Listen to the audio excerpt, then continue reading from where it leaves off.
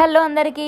మా పిల్లలని స్కూల్ నుంచి ఇంటికి తీసుకెళ్ళడం అస్సలు అంత ఈజీ కాదు. ఎందుకో ఫుల్ వీడియో చూడండి. నా పిల్లలు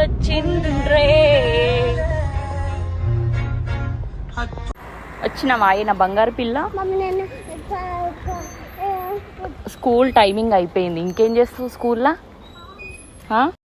ఆషాఢం స్టార్ట్ అయిందో లేదో మా చెల్లెలు ఫోన్ చేసింది, అక్క మైదాక్ అని చెప్పి. సో మా చెల్లెల దగ్గరికి వెళ్ళి మైదాకి ఇచ్చేసి అయితే పిల్లలను తీసుకొని వెళ్తున్నా.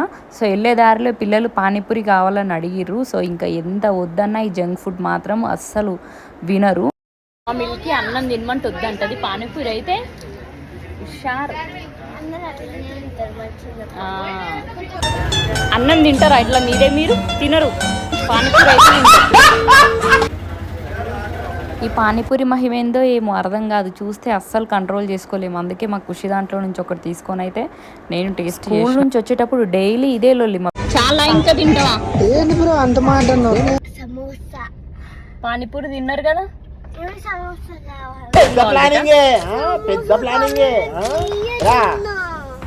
నువ్వు మిల్కి పెద్ద ప్లానింగ్. అన్నం తినమంటే తినరు, ఇట్లా జంక్ ఫుడ్ మాత్రం ఇట్లా.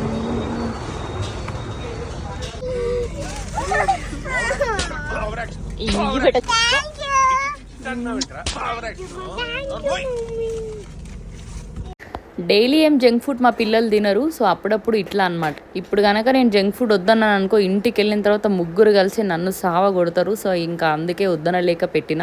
మీరే తింటున్నారు నాకు పెట్టరా అనేసరికి ముగ్గురు కలిసి నాకు సమోసా తినిపించారు. ఎంతైనా ఆడపిల్లల ప్రేమనే అది. డ్రెస్సెస్ ఇప్పేయండి, కాలు చేతులు కడుకోండి, బ్యాగ్స్లు తీసి వాషింగ్కి వేయండి, బట్టలు చేంజ్ చేసుకోండి.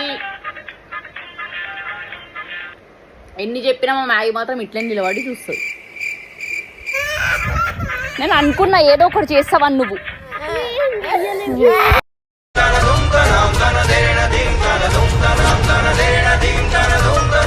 ఇట్లా అనమాట, కొద్దిసేపు ఆడుకుంటారని బయటకు పంపిస్తే ఇట్లా ఏదో ఒకటి చేసుకుంటారు. ఇక సైలెంట్గా లోపలికి వచ్చి హోంవర్క్ రాసుకొని ఇంకా పడుకున్నారు. సో ఇదన్నమాట ఈ రోజటి.